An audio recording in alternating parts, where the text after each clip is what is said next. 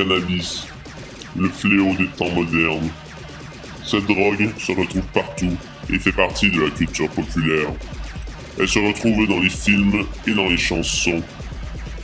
Il s'agit de l'ennemi numéro 1 chez les jeunes. Chaque année, des milliers d'entre eux se font corrompre par cette calamité.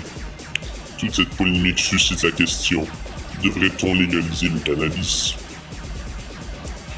Aujourd'hui, deux grandes figures de ce conflit se feront face pour argumenter sur le sujet. D'un côté, Lucien Boucher et de l'autre, Nicolas Picard. Les deux exposeront les pour et les contre du cannabis. Que le débat commence. Bonjour, enchanté. Enchanté. Tout d'abord, je voudrais adresser la question des dangers du cannabis. On parle ici d'une drogue qui a de grandes répercussions sur la santé mentale des jeunes et peut même être la cause de schizophrénie. Je fais mes recherches et ça semble être plutôt concluant sur ce sujet. Vraiment, le cannabis ne donne pas la schizophrénie. C'est des personnes qui sont déjà prédestinées à l'avoir qui finissent par le tenir parce que le cannabis va déclencher la schizophrénie. Et ça reste encore à être prouvé. C'est seulement des théories qui n'ont aucune preuve scientifique. Pourtant, j'ai des statistiques ici qui disent qu'il y a de 2 à 3 fois plus de chances de devenir schizophrénique en consommant du cannabis. Selon des récentes études, bien sûr. Oui, comme je viens de le dire, il s'agit de théorie. Si ça se trouve, les personnes qui fumaient du cannabis seraient, qui étaient schizophrènes, seraient devenues schizophrènes de toute manière. Oui, mais même si le cannabis n'a rien à voir avec ça. Il y a quand même plein de cas de personnes qui perdent de leur capacité intellectuelle à cause du cannabis. Et ça, ce sont des observations scientifiques, encore une fois. Oui, des études récentes démontrent que le cannabis lui-même ne serait pas à mettre en cause pour ce problème-là et que ce seraient plutôt les produits chimiques qui se retrouvent à l'intérieur à cause du marché noir. Qu'est-ce que vous entendez par là? Ce que je veux dire, c'est que le cannabis qui se retrouve en ce moment sur le marché noir est bourré de produits chimiques pour donner un plus grand buzz aux consommateurs. Et c'est ces produits chimiques-là qui seraient la cause de tous les problèmes mentaux qui accompagnent le cannabis en ce moment. D'accord, et si c'était le cas, en quoi la légalisation du cannabis pourrait résoudre ce problème? Eh bien, la légalisation permettrait à l'État de superviser la mise en marché de cette drogue-là et ainsi d'éviter les problèmes qui seraient reliés au cannabis qu'on est en train de vivre en ce moment. Oui, mais le marché noir, qu'est-ce qu'il dit qu'il va plus exister? Il pourrait toujours être là et peut-être que même la légalisation ferait augmenter le nombre de consommateurs de cannabis. Si le cannabis du gouvernement est moins cher à ce moment-là, celui du marché noir va pas pouvoir être compétitif avec celui du gouvernement et naturellement les consommateurs vont aller vers ce qui est plus abordable, ils vont acheter celui du gouvernement. Et c'est ce qui se passe en ce moment dans la plupart des États américains qui ont légalisé le cannabis. La preuve est là devant nos yeux, là. C'est ce qui est en train de se passer.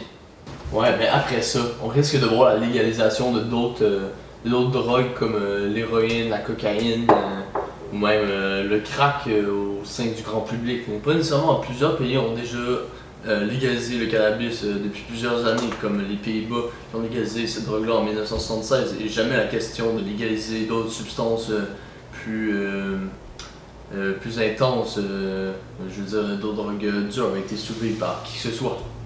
D'accord, mais si c'est pas le gouvernement, ça va être les marchés noirs qui vont essayer de vendre des nouvelles drogues pour compenser pour le cannabis. Oui, mais le cannabis, c'est pas aussi intense que les autres drogues. Ses effets sont comparables à ceux de l'alcool.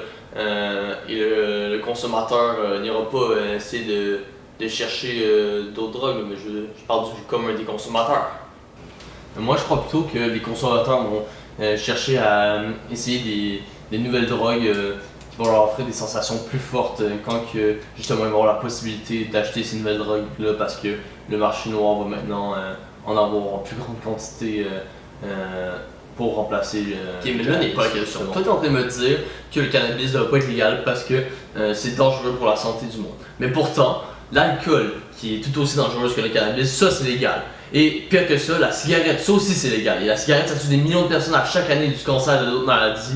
pulmonaires ou des voies respiratoires. Et personne semble être concerné par ce problème. Ça, c'est tout à fait légal, mais le cannabis, que lui, il fait de mal à personne, toi, tu me dis que ça va pas être légal. Mais à un moment donné, il faut choisir ses combats. T'es en train de dire des trucs stupides. Qu'est-ce que t'as à répondre à ça? Hein? C'est ça, ferme ta gueule! Ouais, mais commercialiser des produits auprès du grand public va engendrer des coûts. Au début, oui, mettre sur pied une institution qui commercialiserait le cannabis, ça serait coûteux sur une courte période de temps. Mais à long terme, ce serait bénéfique. Les Pays-Bas, eux, génèrent environ 2 milliards de dollars de profit grâce aux taxes de la vente de leur marijuana. Et pour les autres États européens, eux, ils investissent 3 milliards de dollars dans la lutte contre la drogue. Fait que ça génère plus d'argent que ce qu'on en dépense en ce moment pour la contrer. Ce qui, à long terme, va être bénéfique pour notre économie.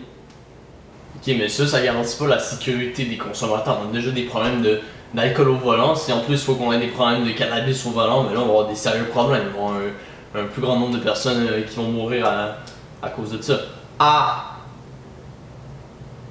Oui, mais l'argent généré par la vente de cannabis pourrait financer des programmes de prévention et de sécurité au cannabis justement pour réduire le nombre d'accidents reliés à ça. Et aussi, cette industrie pourrait générer de 20 000 à 40 000 emplois. Et même le nombre de consommateurs pourrait descendre grâce à cette prévention.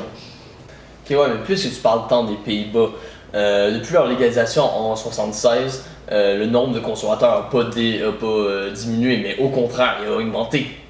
Il s'agit peut-être d'une mauvaise administration parce que si le gouvernement a le contrôle sur le cannabis, il peut contrôler le taux de THC qui va se retrouver dans le cannabis, il peut aussi contrôler la quantité qui va être disponible et il peut aussi contrôler l'âge à laquelle ça va être accessible. Puis on s'entend qu'en ce moment, un petit garçon de 12 ans pourrait très bien aller au parc du Mont-Royal pour aller s'acheter du cannabis parce qu'il y a des lieux de drogue dans chaque buisson là-bas. Mais dans ce cas, la solution serait pas nécessairement de légaliser le cannabis, on devrait plutôt s'investir pour réussir à stopper complètement le cannabis en arrêtant plus de consommateurs, en imposant des sanctions plus strictes, des sanctions criminelles bien sûr. Ouais, mais même si le gouvernement décidait de mettre en action ce que tu viens de dire, il pourrait pas éradiquer le cannabis complètement parce que le cannabis est déjà trop présent dans notre société. C'est toléré. Même si c'est légal, tout le monde le fait. Hein. Si quelqu'un est en train de fumer un joint sur le coin d'une rue et il y a une police qui passe, ils vont pas essayer d'arrêter et de mettre des menottes. Genre, ils vont laisser passer quand même. Et c'est toléré. Tout le monde le fait même si c'est illégal. C'est comme traverser sur la lumière rouge. Tout le monde le fait même si c'est illégal. Et en ce moment, le seul moyen d'assurer la santé des consommateurs de cannabis, c'est de légaliser le cannabis.